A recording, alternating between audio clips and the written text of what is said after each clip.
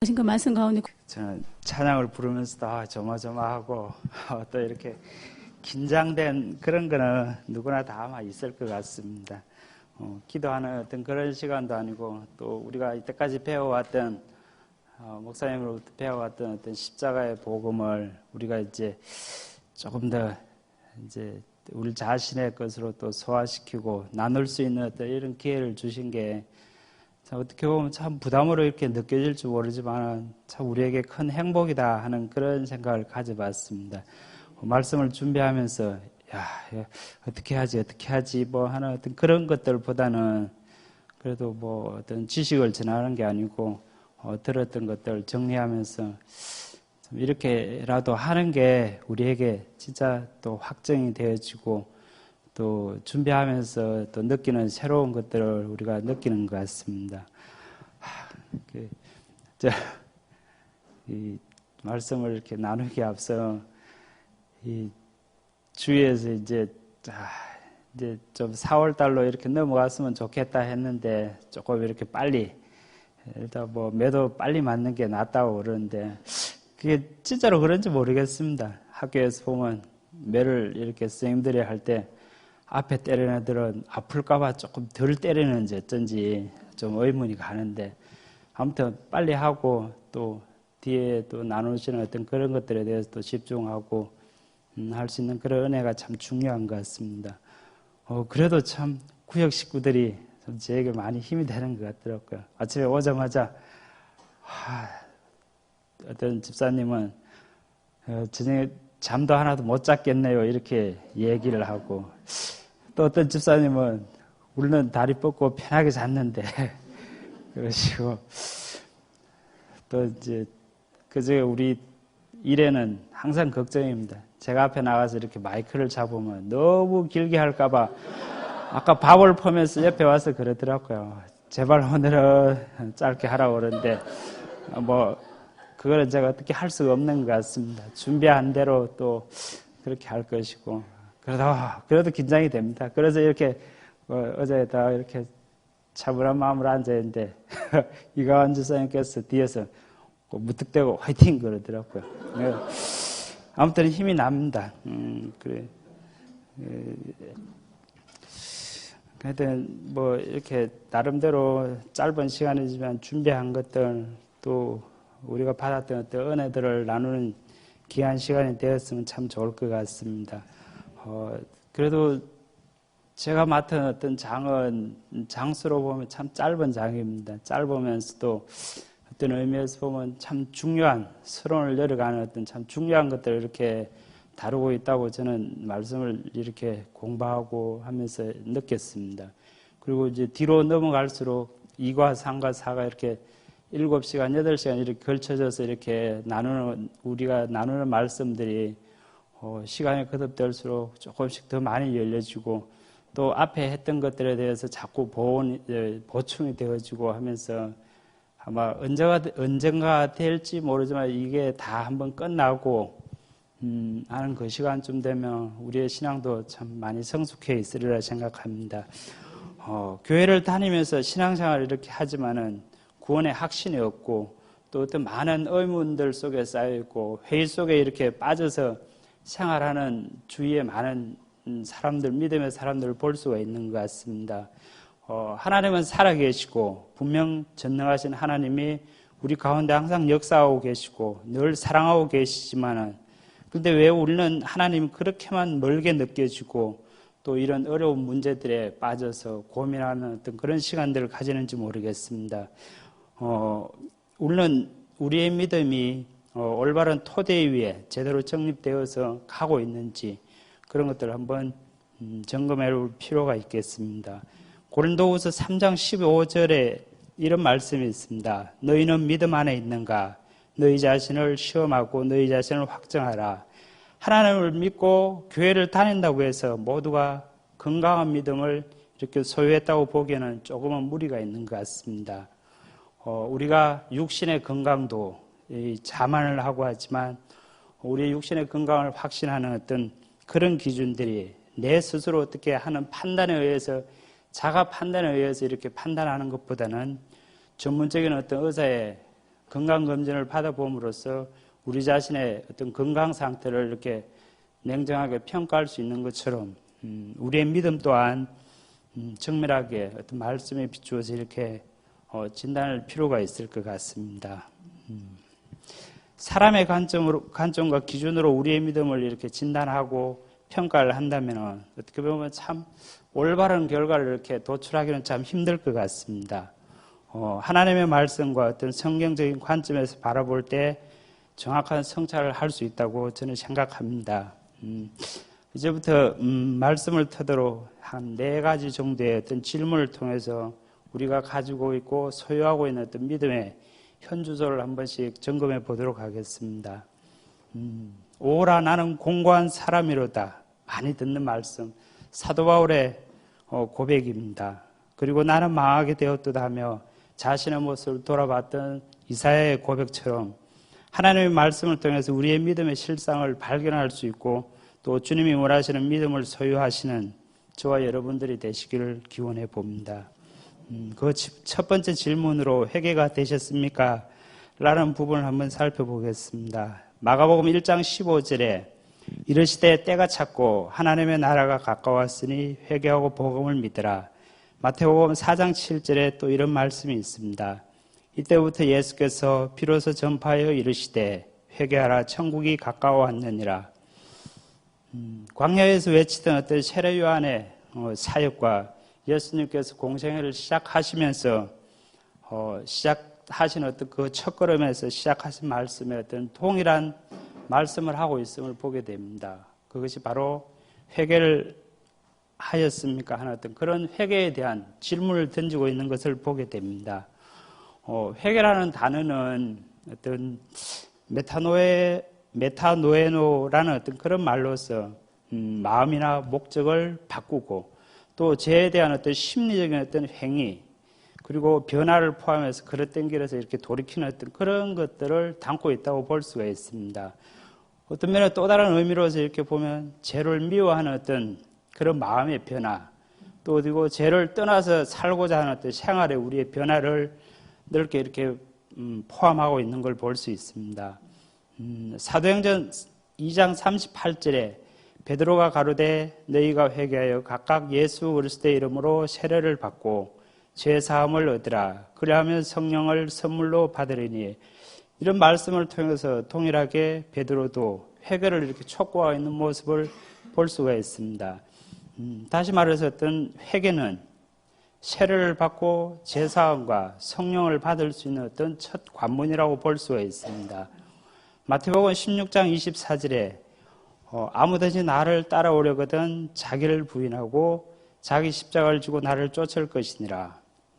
물론 하나님처럼 되고 싶어하는 어떤 나라는 어떤 존재를 하나님의 말씀과 예수 그리스도로 인해서 이렇게 파괴되어지고 그런 것들이 회개라고 볼 수 있고 또한 나를 향한 어떤 기대, 어떤 신뢰들을 이렇게 포기하고 내려놓고 하는 것들이 회개라고 이렇게 볼 수도 있습니다. 내 삶을 예수님께 온전히 넘기고 또 그것들로 인해서 파생되는 것들에 순종할 수 있는 그러한 것들이 회개로 나아가는 첫걸음을 믿습니다.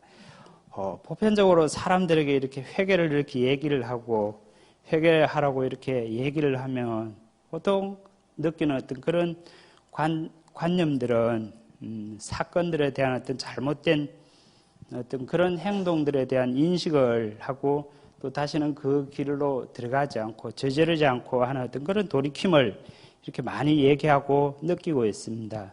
하지만 하나님께서 우리에게 원하시는 어떤 진정한 회개는 사건에 대한 어떤 그런 것들을 넘어서서 하나님이 원하시는 어떤 진정한 회심을 말하고 있음을 볼 수가 있습니다. 좀 더 리얼하게 이렇게 표현을 하자면 우리의 마음이 하나님을 향해 있지 않으면 아무리 선한 일을 하고 회개를 하며 산다고 할지라도 우리는 하나님은 우리의 삶을 인정하지 않는다는 것입니다. 하나님을 하나님으로 믿지 않고 인정하지 않는 것, 그것이 죄이고 또 그 불신으로 말미암아 하나님의 뜻과 상관없이 아무런 연관 없이 살아온 것들이 우리의 죄가 될 수 있습니다. 우리가 죄를 배워서, 죄가 무엇인지 배워서 잘 알 수는 있지만은 반대로 성령님께서 깨닫게 하지 않으면 우리는 죄를 인정하면서도 진정한 회심의 자리로 나아갈 수가 없음을 봅니다. 회심은 배워서 하는 것이 아니고 분명 성령님의 조명을 통해서 우리는 그 회개의 자리로 나아갈 수 있습니다. 오늘 목사님 오전 말씀하신 것 중에 보니까 참 준비한 이거하고 내용 연관이 참 연결되는 게 많다 하는 생각이 들더라고요. 그 전에는 그런 걸 못 느꼈을지 모르지만 말씀을 준비하고 이렇게 하다 보니까 말씀하시는 게 너무 이렇게 가까이 다가와 들리더라고요. 오늘 보니까요. 두 번째 질문을 한번 보도록 하겠습니다. 두 번째 질문은 성경적 가치관으로 변화되었습니까? 라는 질문은 우리에게 참 중요한 의미를 던져주고 있는 것 같습니다. 사도행전에 보면은 오순절 성령이 임하시고 새로워진 어떤 초대교회의 모습을 우리가 볼 수 있는데 그 중에서도 2장 45절에 내 재산과 소유를 팔아 각 사람의 필요를 따라 나눠주고 라는 이런 말씀을 통해서 볼 때 오순절 성령 받은 사도들의 어떤 가르침을 받은 많은 무리들이 자신들의 소유에 대한 가치관에 소중히 여겼던 어떤 가치관의 변화가 있었음을 우리는 한눈에 볼 수가 있습니다. 초대교회 성도들은 스스로 소유를 팔았고 자기 자신의 어떤 사유권을 포기하는 어떤 그런 모습 속에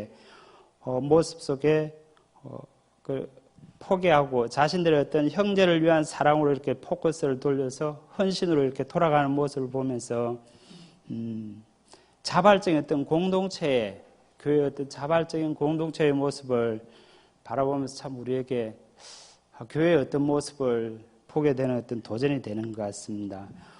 지금 현재까지 우리가 살아가고 있는 우리에게도 소유에 대한 포기라는 어떤 그런 문제점들은 참 결코 간단한 문제가 아닌 것 같습니다.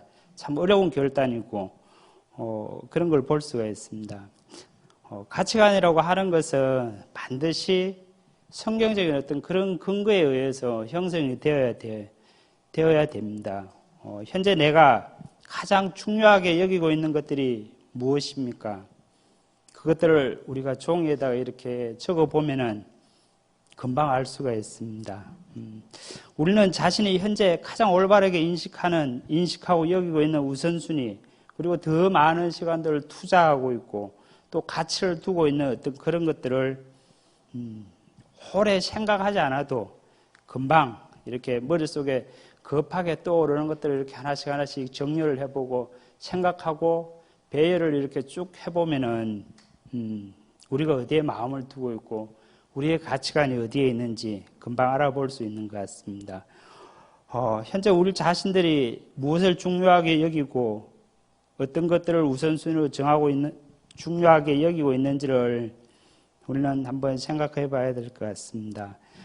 사람은 가치관만큼 생각을 하게 되고 가지고 있는 가치관만큼 생각을 하고 또 그 가치관을 인식하고 있는 가치관만큼 말로 표현을 하게 되어 있습니다. 그리고 그 가치관에 형성된 수준만큼 우리의 행동으로 드러나는 것을 우리는 볼 수가 있습니다. 여기에서 잠깐 사도 바울이 가졌던 가치관에 대해서 한번 살펴볼까 합니다. 빌립보서 3장 4절에 9절 말씀에 잘 아시는 말씀들입니다. 바울이 그 당시 사회에서 가졌던 가치관들은 참 정말로 대단했고 또 포기하기 어려웠던 것들로 짜여져 있음을 우리는 금방 알 수가 있습니다. 8일 만에 할례를 이렇게 시간상 본문은 다 읽어드리지는 못하는데 8일 만에 할례를 받았다는 어떤 정통성이라든지 그리고 베냐민 지파 출신 그리고 히브리인 중에 히브리인이요 바리새인이요 또한 로마의 시민권을 가졌다는 어떤 그런 자부심들 어떻게 보면 참 대단히 명예스러운 것들로 짜여져 있는 걸 볼 수가 있습니다. 그럼에도 불구하고 사도 바울은 다메섹 도상에서 주님을 만남으로 말미암아 예수님께서 가르쳐주신 어떤 가치관들로 새롭게 형성되어지고 그것들을 가장 고귀한 것으로 여기며 또 그것들을 얻기 위해서 많은 것들을 잃어버리는 어떤 과정 속에 들어가고 또 가진 것들을 참 힘들지만 배설물로 여기는 어떤 그러한 삶을 볼 때 새롭게 형성된 가치관이 얼마나 중요한 것을 우리에게 보여주고 있습니다. 그렇다면 우리는 오늘 살고 있는 우리는 우리가 가지고 있는 세상적 가치관들을 이렇게 과감하게 우리가 가지고 있고 우리에게 형성된 어떤 그런 가치관들을 과감하게 이렇게 버리고 또한 배설물로 여기고 해로 여길 수 있는 어떤 그런 마음들이 우리에게 통일하게 적용이 되어지고 한번 비추어 봐야 될 것 같습니다. 우리는 비성경적이고 어떤 인본주의적인 어떤 그런 가치관을 성경적인 가치관으로 바꿔야 될 필요성이 있고 또 그렇게 변화되어져 가는 것이 우리가 가지고 있는 믿음의 어떤 정표라고 볼 수가 있습니다. 예수님을 믿고서도 어떤 새롭게 형성된 가치관이 이렇게 변화가 없다면 진정으로 우리가 가지고 있는 믿음을 의심해 볼 필요가 있는 것입니다. 다시 말해서 우리가 가지고 있는 자기만의 가지고 있는 기준이라든지 자기의 어떤 관점 그리고 세상적인 어떤 그런 관점 통상적인 어떤 그런 관점 속에서 물론 하나님의 기준으로 전환을 시켜야 되고 또한 하나님의 관점으로 성경적인 어떤 그런 관점으로 바꾸어가는 것이 그런 바꾸어가는 생활의 변화가 있어야 함을 성경은 분명히 우리에게 말해주고 있는 것 같습니다. 비성경적인 어떤 그런 가치관을 가진 사람들은 율법적인 어떤 그런 구조 속에서 어떻게 보면 죄의 종된 삶을 살아가게 되고 또 하나님을 부정하고 또 거절을 하며 마음껏 자기들의 어떠함을 표현하고 살아가고 있는 것 같습니다. 반면 성경적인 어떤 그런 가치관을 정상적으로 가진 사람들은 하나님의 뜻 안에서 하나님의 종으로 살기를 원하고 또 자기의 부인과 하나님과 이웃 사랑에 대한 어떤 삶을 실천하며 살아가기를 이렇게 살아가는 모습을 우리가 늘 기억해야 될 것 같습니다.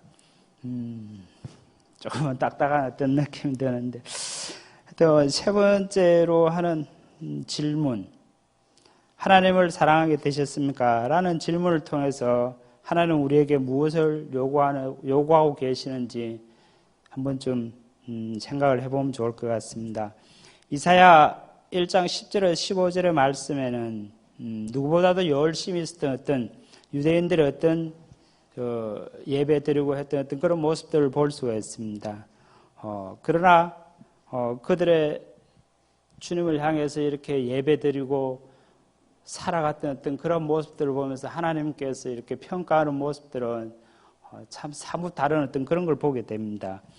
성애와 아울러서 악을 행하였다는 것을 내가 견디지 못하겠노라고 13절에 나와 있습니다. 이들은 하나님을 믿었지만 예수님을 믿고 했지만은 동시에 악을 행하고 또 다른 어떤 바알을 섬기는 어떤 그런 모습들 속에 자신들의 모습을 표현하고 있습니다.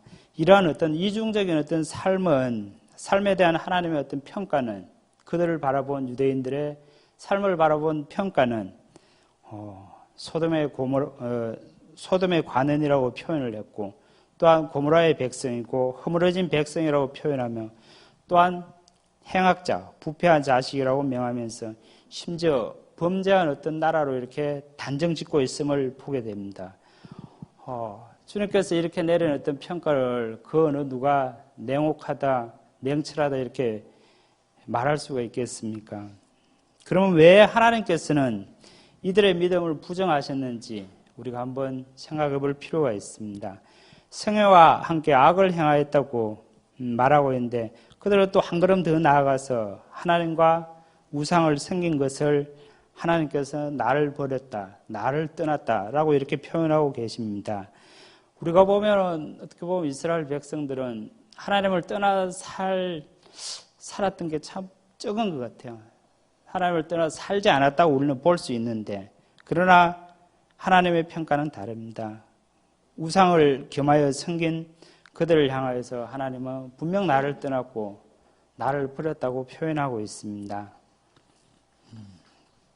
어쩌면 우리의 모습도 비슷하지 않나 생각합니다. 하나님을 섬긴다고 하지만은 세상과 자기 자신을 사랑하면서 살아간다면 그들의 모습과 똑같은 모습이 아닐까 하는 생각을 합니다. 하나님과 함께 세상을 살아가는 것은 하나님과 원수가 되는 삶을 살아가는 것이고 살아가는 것입니다. 예를 들어서 나침반의 바늘이 언제나 북쪽을 이렇게 향해 가리키고 있는 것 같이 주님 안에 거하는 참 믿음의 성도들은 언제나 하나님을 바라보고 또 사랑하며 살아가게 되어 있는 것입니다. 우리가 하나님을 온 마음 다해 사랑하지 않고 또 한번 하나님으로 인해서 만족하지 못하며 또 하나님보다 더 사랑하는 것들을 우리가 가지고 있다면 하나님께서는 분명 우리를 향하여서 영적인 외도의 삶을 살아가고 있다고 얘기하고 있습니다. 진정으로 하나님께서 기대하는 사람들의 사랑은 자기를 사랑하는 그 사랑이 아니고 우리의 삶의 목적과 중심이 온전히 하나님께 이렇게 초점 맞추어진 어떤 그런 것을 얘기하고 있습니다. 물론 신명기 15장 16절 17절에 보면 익히 알고 있는 깃두른 종의 얘기를 볼 수가 있습니다. 안식년이 이렇게 되면은 종들을 이렇게 풀어서 해방시켜주는 어떤 그런 규례들이 있었는데, 만약에 어떤 종이 자유자로 살기를 원치 않고 종의 주인의 어떤 종으로 평생 섬기며 살기를 원하는 그런 마음들이 가지고 있었다면 귀를 뚫어서 깃두른 종으로서 평생을 섬기면서 살아가는 그런 규례를 알고 있습니다. 성경은 우리에게 분명히 얘기해주고 있습니다. 우리가 천국 가기 위해서 신앙생활을 하는 것도 아니고 주님을 사랑하기 때문에 주님이 기뻐하시는 것들 우리가 할 수 있고 또 주님이 원하시는 것을 끊임없이 쫓아 살기를 원하는 그런 몸부림치는 성도의 삶을 우리에게 요구하고 있는 것입니다. 그리고 네 번째, 이제 마지막 질문을 들어보도록 하겠습니다. 이 마지막 질문은 진정한 우리가 가지고 있는 하나님을 믿고 주님을 쫓아가는 우리의 어떤 자부심에 관해서 얘기를 하고 있습니다. 사도행전 18장에 보면 기도에 대한 어떤 비유들로 이렇게 쭉 이렇게 말씀을 하고 있습니다. 그 내용을 이렇게 보면 10절 이하에 보면 두 사람이 이렇게 등장하는데 바리새인과 세리의 어떤 두 사람이 등장해서 기도하는 어떤 그런 모습들을 이렇게 보여주고 있는데 참 너무나 대조적인, 아마도 주님께서는 그것을 분명히 우리에게 보이기 위해서 아주 대조적인 모습을 보이고 있는 것 같습니다. 그게 보면 바리새인들은 어떻게 보면 참 잘난 사람들입니다. 잘났고 그런 사람들인데 자신들의 어떤 사랑을 늘어놓고 막 바쁩니다. 그렇게 하다 보니까 자신들의 어떤 이 기도하는 데서 참 우리가 주님 앞에 나아가는 어떤 그런 관문 속에 우리 자신을 돌아보고 회개하는 어떤 그런 과정들을 관과를 빼먹어버리고 또한 하나님 앞에서 잘난 맛으로 자신들의 어떤 의로 말미암아서 하나님의 은혜가 우리에게 의가 된다는 어떤 그런 것들을 참 묻어두고 이렇게 지나가는 모습을 보게 될 수 있습니다. 더더욱이 그들은 자신들이 성취했던 어떤 그런 많은 것들을 가지고 그렇지 못한 어떤 삶을 살아가는 사람들을 이렇게 정죄하고 또 무시하고 그들을 경멸하면서 살아가는 바리새인들의 모습을 보여주면서 우리에게 어떤 모습이 진정으로 필요하고 어떤 모습으로 살아가야 될 것인지를 보여주고 있습니다. 다시 말해서 이 바리새인들이 가졌던 어떤 이 강한 자부심은 율법을 철저하게 지키며 살아갔던 어떤 그런 삶에서 자연스럽게 이렇게 배어 나온 것 같습니다. 하지만 이런 바리새인들을 본 예수님은 참 냉혹한 평가를 하고 계십니다. 마태복음 23장 33절에 보면 뱀들아 독사의 새끼들아 너희가 어떻게 지옥의 판결을 피하겠느냐 라고 말씀하십니다. 바리새인들은 율법을 단지 보면 이 본문을 통해 보면 예수님께서는 바리새인들이 율법을 지키며 살았다는 그 자체를 가지고 이렇게 평가하는 것이 아니고 그 자체를 율법에 준해서 살아가는 어떤 그런 것들을 문제시한 것이 아니고 그들이 자신들의 어떤 행위로 말미암아서 의를 쌓아가고 공로를 쌓아가고 한 그런 것들이 더 큰 문제가 되고 있음을 지적해주고 있습니다. 그러면 우리는 어떤 삶을 주님께서 우리에게 요구하고 계십니까?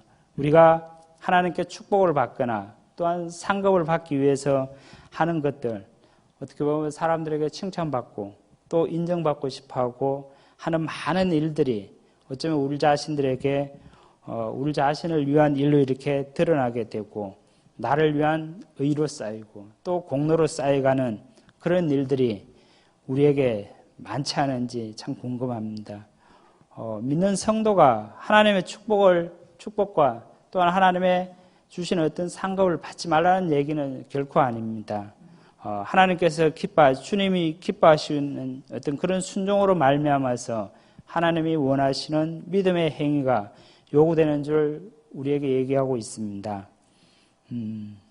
오늘날 많은 종교들은 주위에서 볼 수 있는 수많은 종교들은 자기의 의를 쌓아서 그리고 선행과 어떻게 보면 고행의 삶을 통해서 살아가고 있습니다. 그렇지만 기독교는 우리 자신의 의를 부정하고 주님의 의로 말미암아 살아가는 그러한 무리들임을 알 수가 있습니다.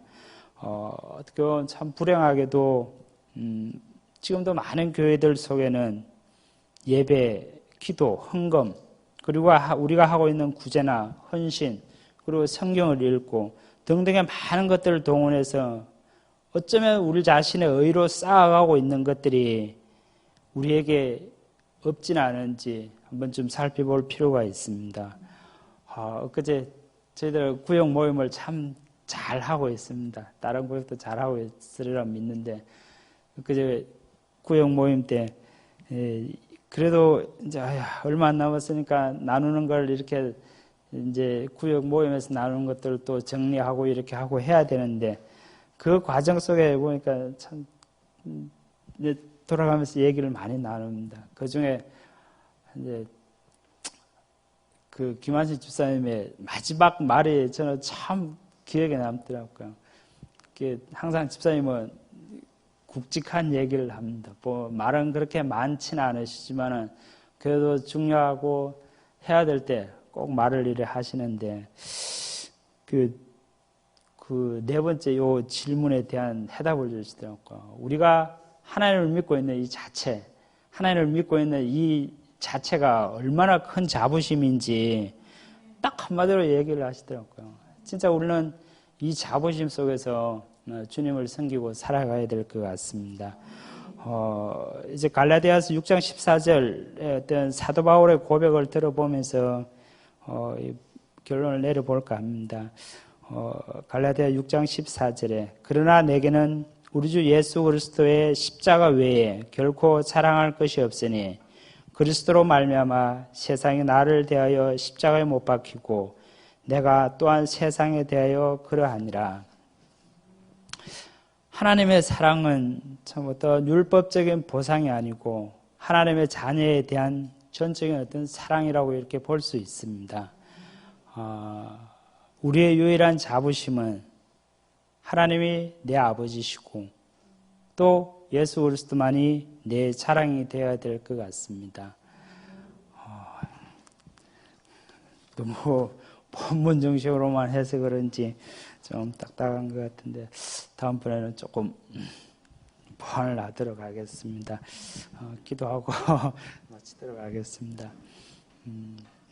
하나님 감사합니다. 하나님께서 저들에게 계획이 있으셔서 저들에게 이러한 시간들을 허락하시고 또한 우리가 지식을 겸비하는 것이 아니라 하나님의 말씀하심과 하나님께서 의도하신 것들을 알기 위해서 기도하며 나아가는 그런 모습들 우리에게 필요한 줄 믿습니다.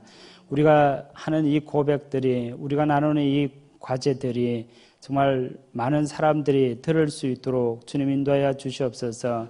우리가 하나님의 나라에 궁극적으로 무엇이 필요하고 우리가 어떠한 자리에 이르러야 할지 우리가 말씀들을 통해서 우리 자신을 성찰하며 나아갈 수 있는 귀한 계기가 될 수 있도록 인도하여 주시옵소서. 이 모든 자리에 참여하는 자들에게 하나님의 은혜가 풍성케 하시고 또한 하나님의 그 비밀하신 것들이 열려짐으로 더욱더 풍성해지는 그러한 삶을 살아갈 수 있도록 인도하여 주시옵소서. 우리가 가지고 있는 자부심이 무엇입니까? 정말 우리는 하나님을 믿는 하나님의 자녀로서 그 자부심 속에 많은 이들에게 복음을 전하며 증거하며 살아갈 수 있는 그러한 삶들 또한 허락하여 주시기를 원합니다. 이제 시작된 이 공과들이 우리가 마치고 또 돌아볼 때에는 우리가 더욱더 한층 더 성숙해 있고 또한 상대를 배려하며 교회를 돌아볼 수 있는 그러한 여유로움 속에 함께할 수 있도록 주님 인도하여 주시옵소서. 부족하지만 이 하나님께서 나눈 이 말씀 가운데 정말 제어해야 될 것들은 우리가 과감하게 제어할 수 있게 하시고 또한 깊이 생각할 그런 부분들은 곰곰이 생각하며 기도로 주 앞에 설 수 있도록 주님 인도하여 주시옵소서. 모든 것 감사를 드리며 우리를 사랑하시는 예수 그리스도의 이름으로 기도드렸습니다. 아멘.